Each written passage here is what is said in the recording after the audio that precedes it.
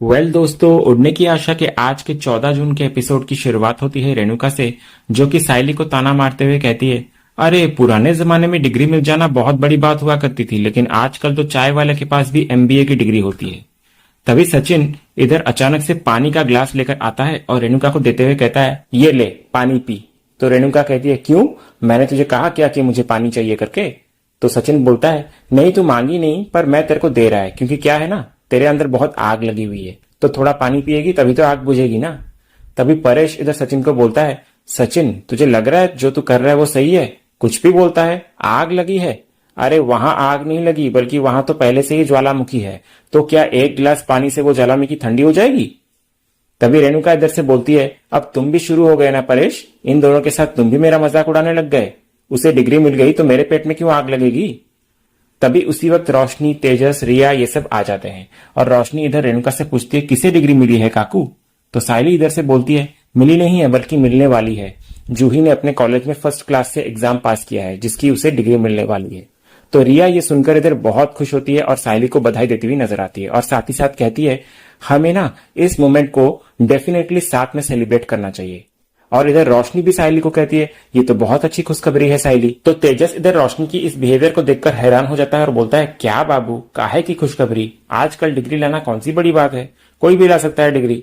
मेरी तरह 4 डिग्री कोई लाए ना तो ही मैं मानू, वो सिर्फ मेरे जैसा आदमी ही ला सकता है। और पता है बाबू, अगर मेरे पास थोड़ा सा टाइम और होता ना तो 4 क्या बल्कि मैं 18 डिग्री लेकर आता।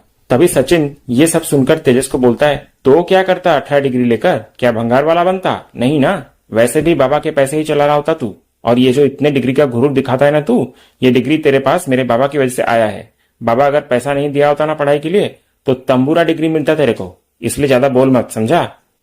उसके बाद इधर साइली परेश को कहती है, काका जूही के लिए तो परिस्थिति बिल्कुल अलग है, उसे सब कुछ देख कर चलना पड़ता है। और आप तो जानते हैं ना, हमारे परिवार में पैसे रोज की बिक्री से आते हैं, तो अगर उसे पढ़ाई करने के लिए किताब भी चाहिए होता है ना तो उसे सेकंड हैंड खरीद कर पढ़नी पड़ती है।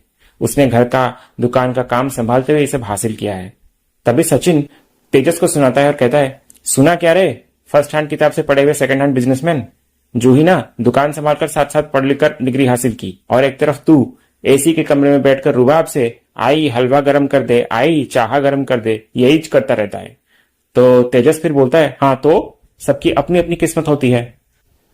उसके बाद इधर रोशनी तेजस को कहती है, तेजस तुम कितनी आसानी से कुछ भी कह देते हो। लोअर मिडिल क्लास फैमिली के बच्चों के लिए एक डिग्री कंप्लीट करना बहुत बड़ी बात होती है, समझे? उन्हें कितनी प्रॉब्लम फेस करके अपनी पढ़ाई कंटिन्यू रखनी पड़ती है। तभी सचिन इधर से बोलता है, ये खजूरी वैसे हर टाइम हाय हेलो करती रहती है, पर कभी कभी इसके मुंह से सही बात भी निकल जाती है। काय रे खजूर, सुना क्या? तेरी खजूरी भी एक नंबर बात बोली, पर तेरे मगज में ये बात कभी जाएगी नहीं, क्योंकि तू तो तेरी लाडली आई का लाडला बेटा जो है, तो दोनों का सेमिच है। उसके बाद सचिन आगे साइली को कहता है, वैसे साइली, अगर जूही को आगे पढ़ना का है ना तो उसको बोलना, मैं है ना, उसका पढ़ाई का खर्चा वेचा सब संभाल लेगा, पैसे का टेंशन नहीं लेने का, बोल देना उसको। और क्या है ना कि मैं तो इतना पढ़ा लिखा है नहीं, अब क्या ही कर सकते हैं, अपना अपना नसीब। तभी इधर रेणुका दोबारा से शुरू हो जाती है और कहती है, हाँ हाँ ढोल तासे बजवा दो। तो रिया इस पर रेणुका को कहती है, वैसे आंटी जूही भी हमारी फैमिली का एक पार्ट है, तो हम सबको मिलकर उसकी सक्सेस को तो एंजॉय करना ही चाहिए ना। तो रेणुका इस पर बोलती है, हाँ इतनी भी कोई बड़ी बात नहीं है रिया, इसमें एंजॉय करने वाली कौन सी बात है? तो रिया फिर बोलती है, क्यों नहीं आंटी, डिग्री सिक्योर करना भी बहुत बड़ी बात होती है, अगर आपने की होती ना तो आपको भी पता चलता कि जूही को कैसा फील हो रहा होगा। तो रिया की इस बात से रेणुका का मुंह एकदम से बंद हो जाता है। उसके बाद रिया आगे साइली को कहती है, वैसे वही नहीं, मैं ना जूही को एक सक्सेस गिफ्ट देना चाहती हूँ, उसने हमारी कितनी हेल्प करी और उस बेचारे को हमारी वजह से कितनी ज्यादा मार भी पड़ी।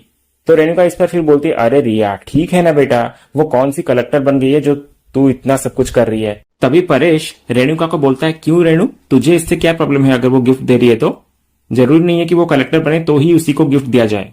तो रेणुका फिर बोलती है, तुम लोगों को जो करना है करो, वैसे भी मेरे इस घर में कौन सुनता है, जाने दो, कहकर रेणुका उठकर वहां से चली जाती है। उसके बाद आगे साइली परेश को कहती है, काका मैं और सचिन मंदिर जा रहे हैं, जूही वहीं पर ही है, तो हम उससे वहीं पर ही मिल लेंगे, कहकर वो दोनों भी वहां से चले जाते हैं। दूसरे सीन में हमें रोशनी और शिखा को दिखाया जाता है, जहां शिखा रोशनी से पूछ रही होती है, तो क्या अब वो दोनों सच में क्रिश को अडॉप्ट करना चाहते हैं? तो रोशनी इस पर कहती है, हाँ घर पर भी उन दोनों की यही बात चल रही थी, क्रिश को अडॉप्ट करके घर पर रखने की प्लानिंग कर रहे हैं वो। तो शिखा बोलती है, तू तो उन लोगों को बहुत अच्छे से जानती है ना रोशनी, अगर वो ऐसा कह रहे हैं तो ऐसा कर भी सकते हैं। तो रोशनी फिर बोलती है लेकिन क्रिश तो मेरा बेटा है ना शिखा, और जब तक उसकी आई यानी कि मैं जिंदा हूं ना तब तक किसी को उसे अडॉप्ट करने नहीं दूंगी मैं। तो शिखा फिर बोलती है लेकिन तू कब तक ऐसे अपने बेटे का सच छुपा पाएगी अपनी फैमिली से। तो रोशनी फिर बोलती है इसका जवाब तो मैं आज नहीं दे सकती, और सिर्फ क्रिश का ही नहीं बल्कि काकू हमेशा दिन रात मेरे पापा के बारे में पूछती रहती है, और मैं तो उसके बारे में भी सोचती रहती हूँ कि कैसे इस मामले को खत्म करूं। तो शिखा फिर बोलती है अरे यार तेरे इस मैटर के चक्कर में हमने उन्हें जेल भी भेज दिया जबकि वो है ही नहीं, तो अब इससे ज्यादा तू क्या ही झूठ बोलेगी। तो रोशनी फिर बोलती है पापा का सोल्यूशन तो नहीं है मेरे पास, पर क्रिश को सचिन और साइली से बचाने का सोल्यूशन है। तो शिखा इस पर कहती है तू अब क्या करने वाली है रोशनी। तो रोशनी फिर बोलती है देख शिखा, क्रिश और आई जब तक गांव में रहेंगे ना तब तक वो सचिन और साइली का वहां आना जाना लगा रहेगा, तो मैं सोच रही हूँ कि चुपचाप उन्हें यहाँ मुंबई शिफ्ट कर दूं। तो शिखा इस पर कहती है वो इतनी दूर गांव में है तब भी तुझे इतनी ज्यादा प्रॉब्लम फेस करनी पड़ रही है और तू उन्हें यहाँ मुंबई लाने का सोच रही है। तो रोशनी बोलती है शिखा वो जितने मेरे करीब रहेंगे ना मेरे लिए उतना ही सेफ होगा, मेरे आसपास रहेंगे ना तो सिचुएशन मेरे कंट्रोल में रहेगा। तो शिखा फिर बोलती है रोशनी तू कब तक ऐसे सिचुएशन को कंट्रोल कर पाएगी, और देख रोशनी जैसे बहुत टाइम तक हम प्रेगनेंसी हाइड नहीं कर सकते हैं ना, जैसे ही बेबी बम्प दिखता है ना तो सबको समझ में आ जाता है, वैसे ही तू इस सिचुएशन को कब तक कंट्रोल कर पाएगी। तो रोशनी को शिखा की बातों से एक प्लान आता है उसके दिमाग में, तो वो बोलती है देख अगर मेरा तेजस से एक बच्चा हुआ ना और मेरा सच सबके सामने आ भी गया तो भी तेजस मुझे माफ कर देगा, एक बच्चे के मुंह में उसे मुझे माफ करना ही होगा। तो शिखा इधर पूछती है और तेरी सास, उनका क्या, तुझे क्या लगता है कि वो तुझे माफ कर देगी। तो रोशनी बोलती है देख शिखा अगर मेरे पास तेजस का सपोर्ट होगा ना तो बाकी सारी प्रॉब्लम मैं एकदम से इजीली सॉल्व कर दूंगी, लेकिन बस इस एक प्रॉब्लम से मुझे अब एक बच्चा ही बचा सकता है। तो शिखा फिर बोलती है और वो बच्चा आएगा कहां से। तो रोशनी बोलती है मेरे पास बस अभी यही एक सोल्यूशन है, मुझे जल्द से जल्द एक गायक से मिलना होगा। तो शिखा फिर बोलती है अब तुझे लग रहा है तो यही ठीक है।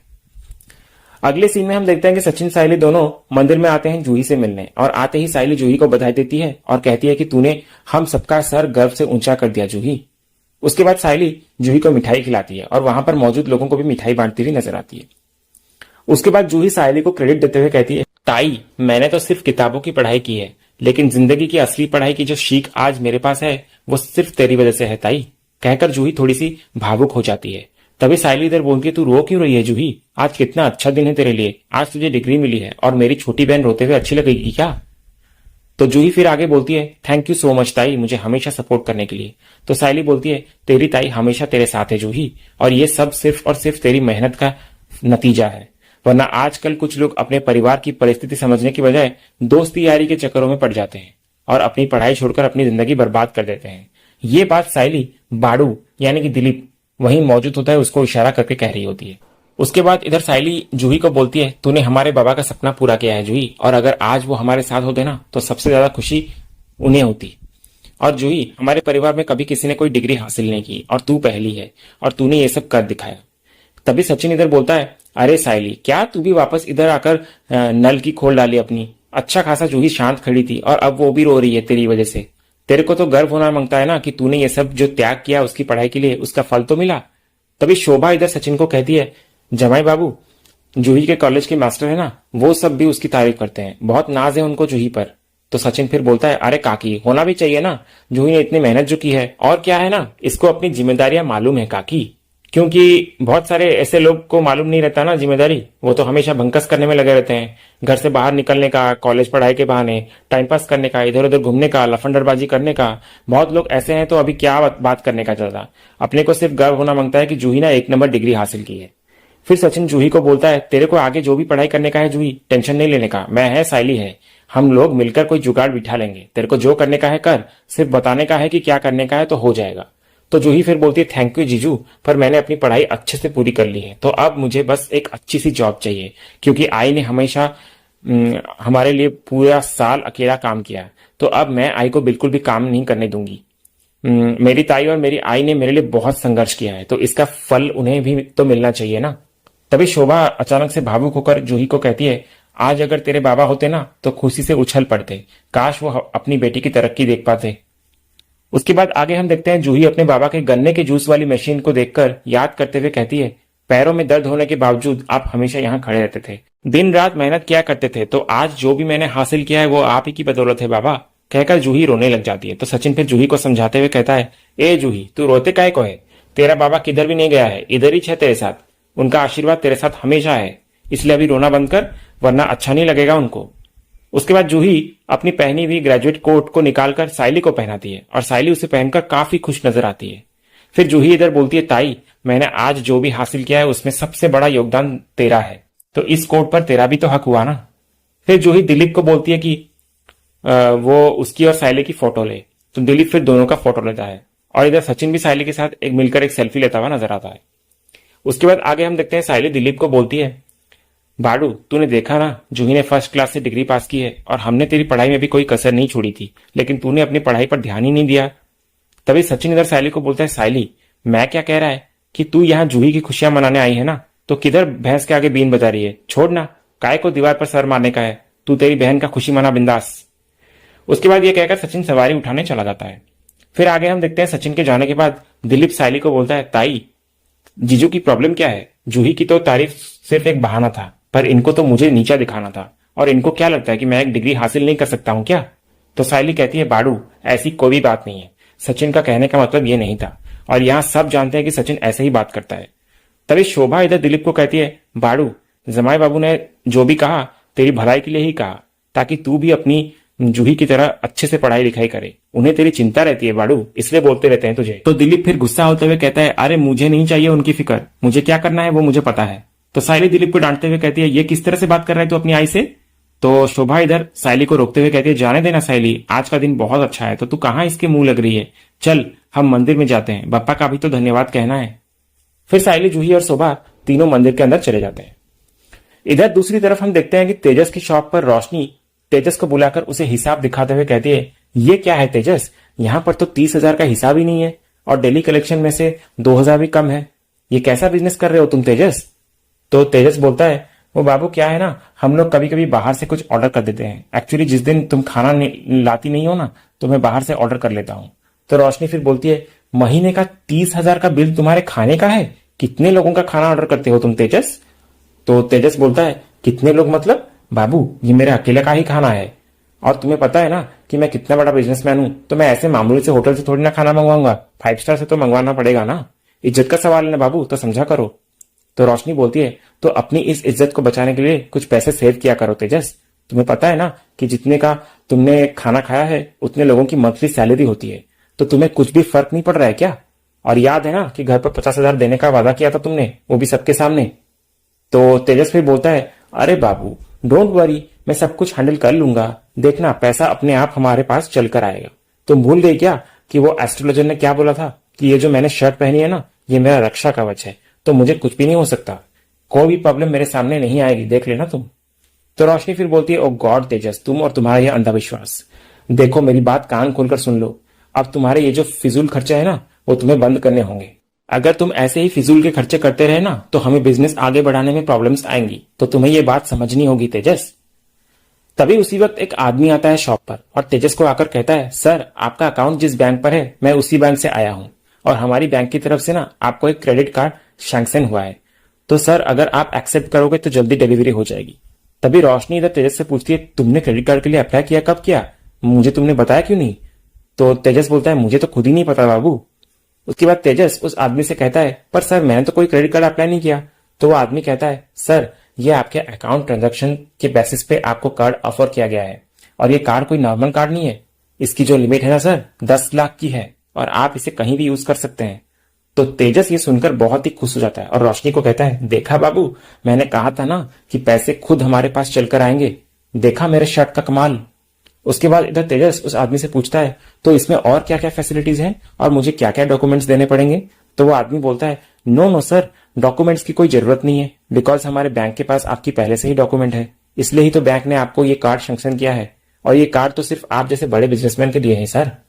और इस कार्ड की एक खासियत है कि आप इस कार्ड को कितना भी यूज कर लो तो आपको इस पे इमीडिएटली रिटर्न नहीं करना पड़ेगा सर, और इसमें ईएमआई फैसिलिटीज भी है सर, इसलिए इंटरेस्ट बहुत ही कम है।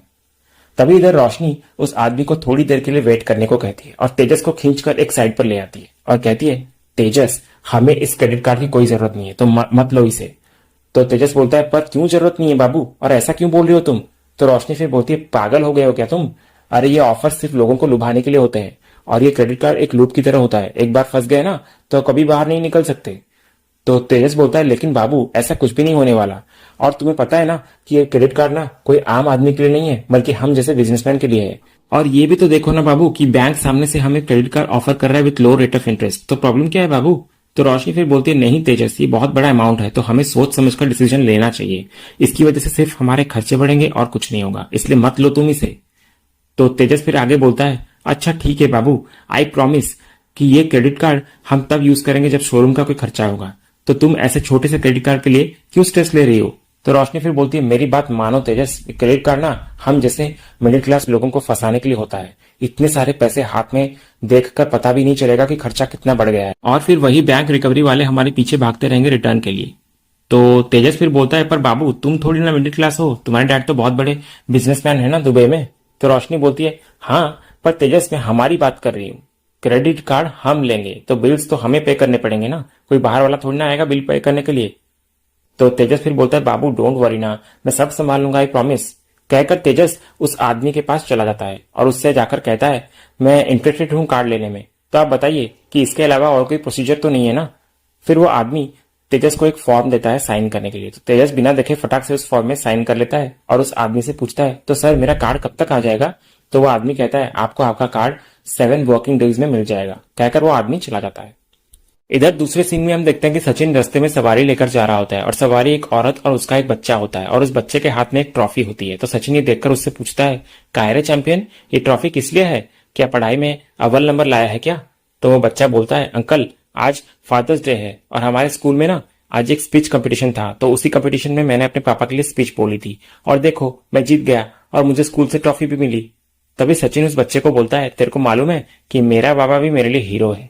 अगर दुनिया में एकदम बेस्ट एंड बेस्ट बाबा लोग के लिए फर्स्ट प्राइज ऐसा कुछ रहता ना तो मेरा बाबा ही जीतता। मेरे बाबा ने भी मेरे लिए बहुत कुछ किया है।